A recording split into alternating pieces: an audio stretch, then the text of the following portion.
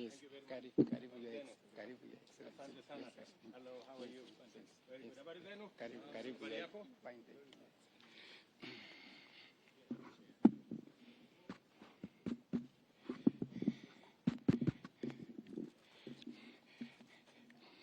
Your Excellency, the President of the Republic of Kenya, Dr. William Samoei Ruto,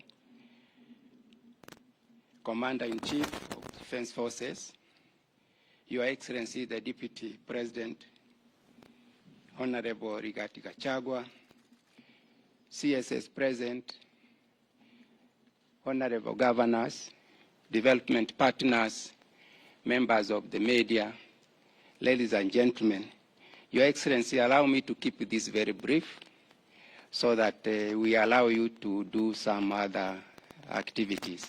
Your Excellency, with your permission, allow me to invite Madam Anna Waiguru, who is the Chair, COG, to make a brief remark. Thereafter, hand over to CS Kobia. I don't want to come here again, to Waziri Professor Kobia, who will invite the Deputy President to invite Your Excellency. Thank you.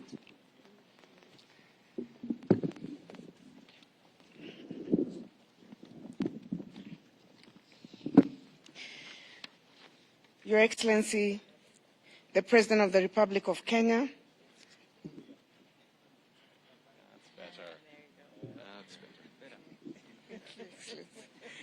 Thank you, Excellency. Your Excellency, the President of the Republic of Kenya, Your Excellency, the Deputy President, colleague Excellency Governors present, Cabinet Secretaries, Principal Secretaries, representatives of the development partners, other invited guests, ladies and gentlemen, good afternoon. We are gathered here to officially flag off relief food distribution to vulnerable households that are suffering as a result of the biting drought across the affected counties. Allow me to thank the national government, through your leadership, Your Excellency, for this initiative, which will go a long way in complementing efforts by county governments and other partners in ensuring that our people can access food, water, and other basic services. It is no secret that climate change has led to perennial droughts in ASAL and non-ASAL counties, thus negatively impacting the livelihoods of communities. This phenomenon has disrupted the traditional way of life for many Kenyans, pushing many to towns with no means of livelihood. Currently, worsening household food security situation has resulted in acute malnutrition rates across the counties, with 942,000 cases of children aged between 6 and 59 months acutely malnourished, and 134,000 cases of pregnant or lactating women acutely malnourished in need of treatment.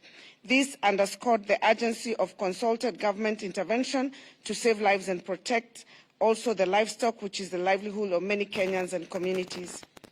Your Excellency, county governments have continued to take swift action to caution the vulnerable population against the scourge of drought through provision of food rations, animal feeds, and water. It is worth noting that with the drought situation in the country, counties continue to face challenges in mobilizing local resources to adequately respond to the drought situation. This is occasioned by the delays in release of equitable share of revenue by the National Treasury to counties, which is inconsistent with the dictates of the Constitution and the Public Finance Management Law. Given the immense nature of the interventions that are necessary to save our lives, of our people and those of the livestock, the Council of Governors therefore requests the international community, development partners, non-governmental organizations, private sector and all other partners to augment the government support to the most affected households. We further would like to request the national government through NDMA to fast-track the process of actualizing the Drought Emergency Fund, as well as immediately release the equitable share of revenue due to counties to scale up the humanitarian assistance to the households experiencing severe droughts.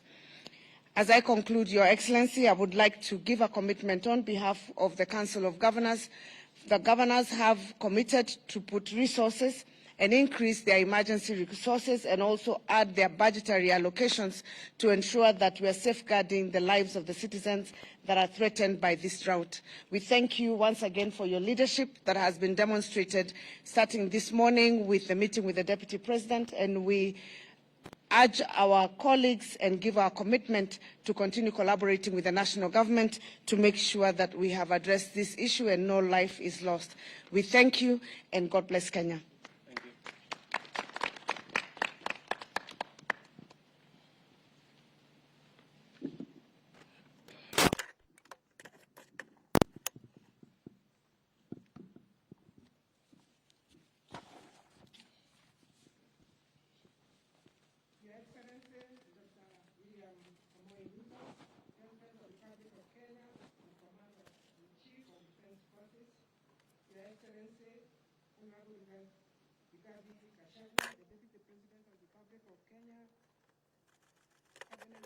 Present, governors present, development partners present, ladies and gentlemen.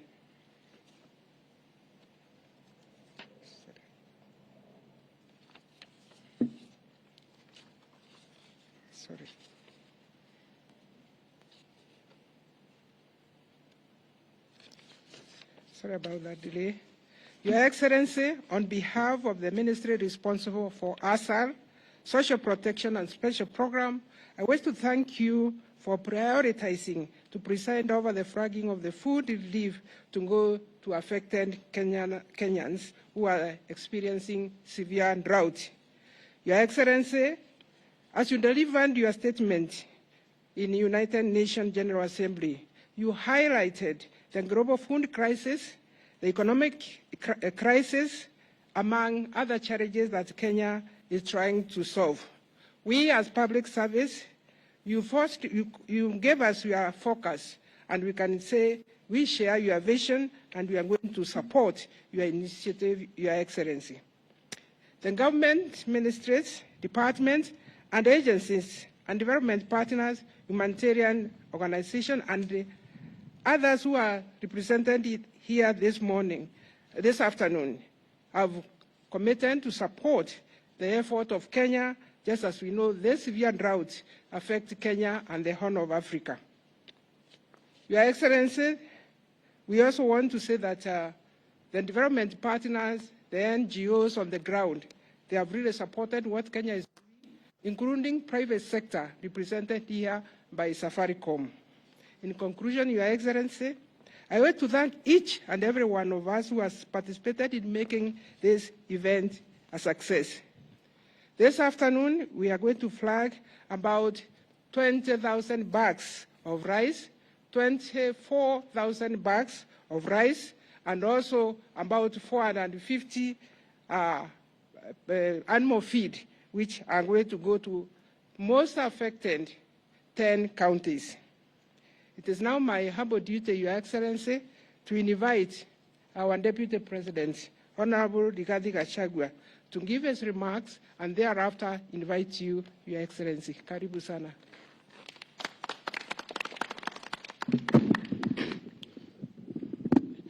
Your Excellency, President William Ruto, I wish to confirm to you that, further to your direction yesterday morning, that we initiate talks between the county government and the national government with a view of creating a roadmap of dealing with this drought situation.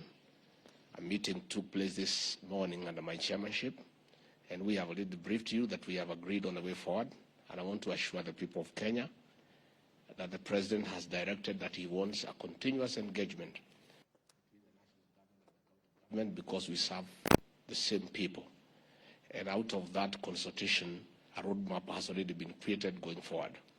Your Excellency, let me also confirm to you that, further to your direction, that you want transparency in the distribution of relief food. It has been agreed that the food that you are flagging off today and subsequently will not be distributed by county commissioners alone. It will be a concerted effort between the national government administration, the county governments, and our development partners, so that there is transparency and there is efficiency. So, Your Excellency, let me also confirm the way you have directed that we meet weekly and give you appraised, and the people of Kenya appraised on the situation on how we are dealing with this problem. With those few remarks, it is now my pleasure to invite the President of the Republic of Kenya to make his remarks. Karibu sana. Thank you. Thank you, Mr. Deputy President. Governors present here, ministers, friends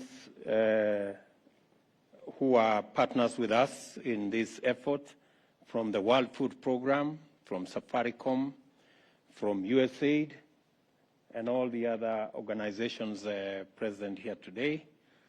Ladies and gentlemen, this afternoon, we are here to flag off food, as has been mentioned by our CS responsible. We have in these 50 trucks, 20,000 bags of rice, 20,000 bags of beans, and assorted animal feed, together with cooking oil that will go to the various parts of our country that today are facing serious challenges of drought. 3.5 million citizens in the Republic of Kenya are today severely affected by drought, not to mention livestock and other areas that are affected, delivery of water, the absence of pasture in many parts of our country. Currently, we have 23 counties across the country that are suffering the very serious and severe effects of drought. To avert any untoward further suffering of citizens in these areas, I did ask my deputy to convene a meeting of governors and all the other stakeholders, and we now have a plan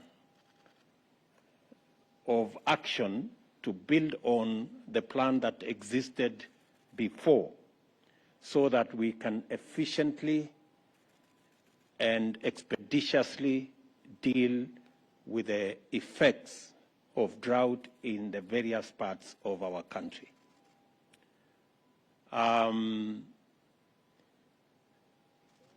The brief that we have is that the many people who are suffering food, water, and many livelihoods, loss of many types of livelihoods, including livestock. As I have said, about 3.5 million Kenyans are affected in this manner. The food we are flagging up today,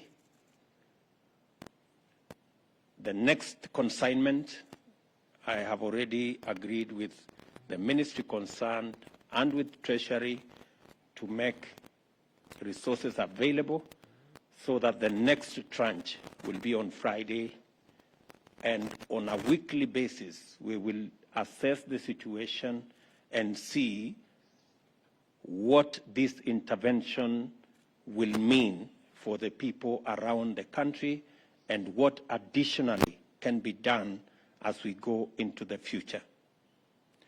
I want to commend development partners who are working with us, who are distributing food, those engaged in cash transfer on the ground. I have asked that we are going to have a meeting on Wednesday with our development partners so that we can harmonize our approach and make sure that we avoid any duplication in any part of the country, and so that we can leverage on the county teams that are assisting in identifying beneficiaries of this food and other items. I have also instructed the ministry responsible for water to urgently mobilize water bowsers so that we can deliver water to many parts of Kenya, and under the direction of the Deputy President, they will map out the areas that require water bowsers together with the governors present here and those who are not here, so that again we can be able to address that challenge of water around the country.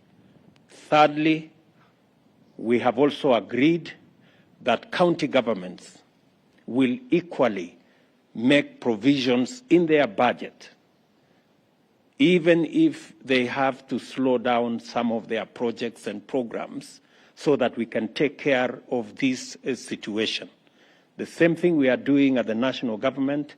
We expect county governments to adjust their budget so that there can be available additional resources to take care of the drought situation in the country.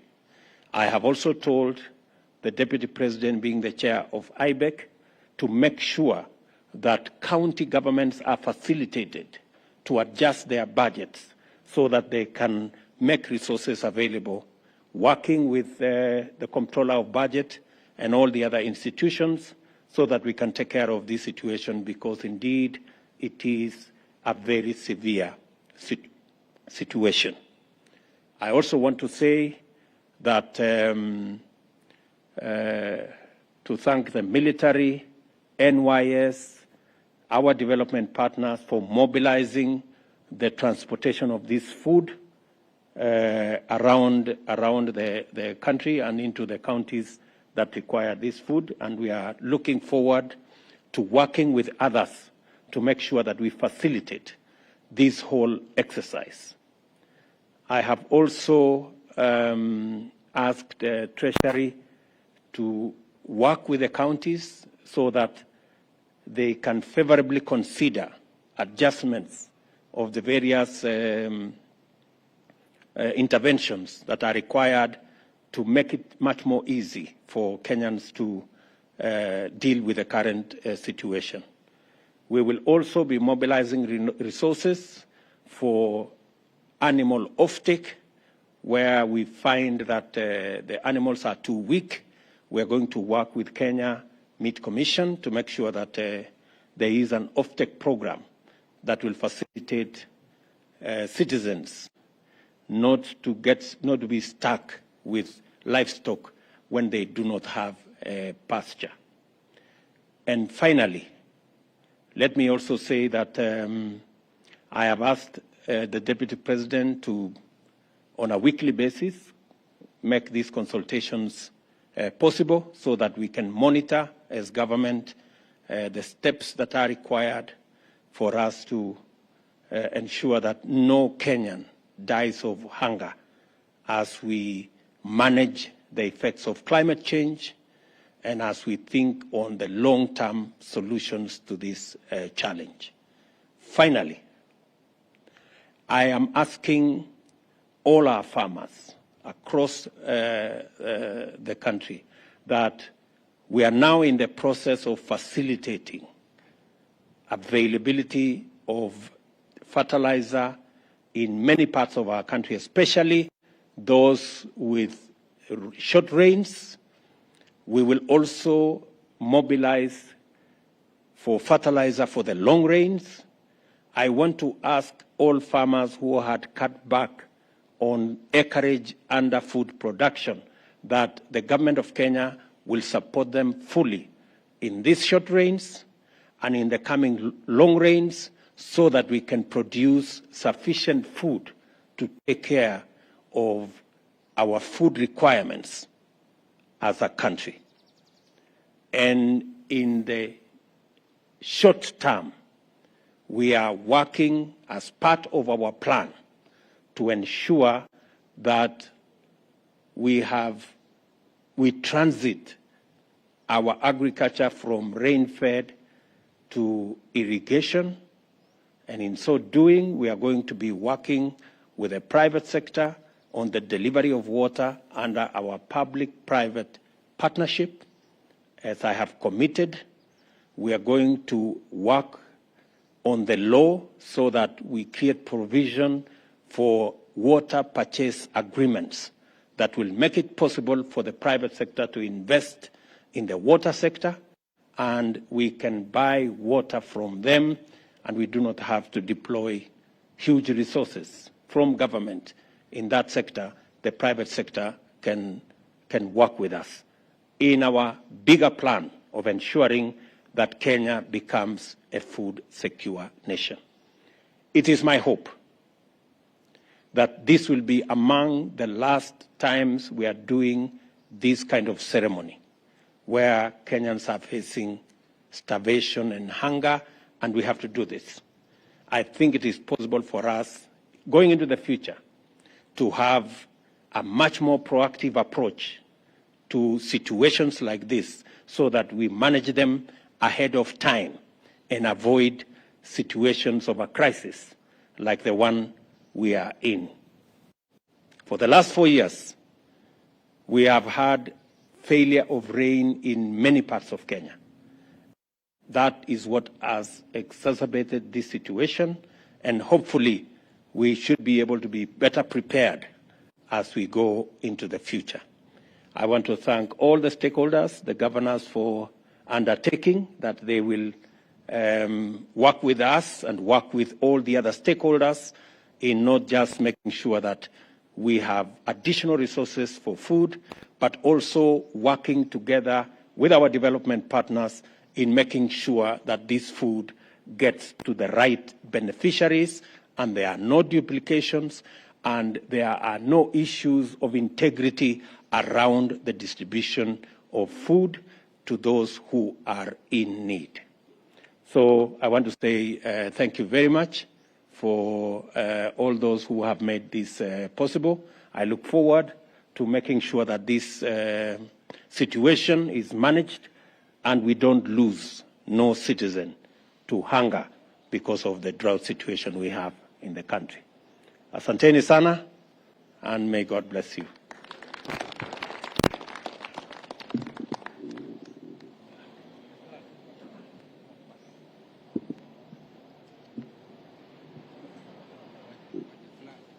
So we can.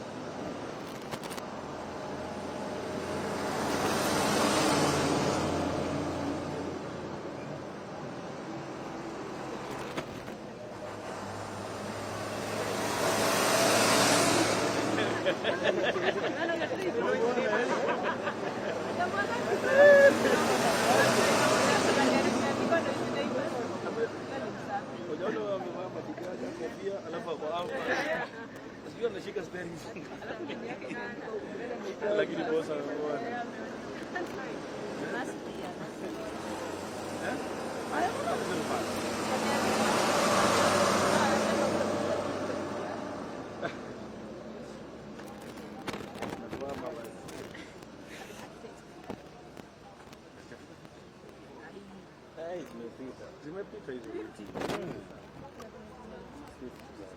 Are you sure?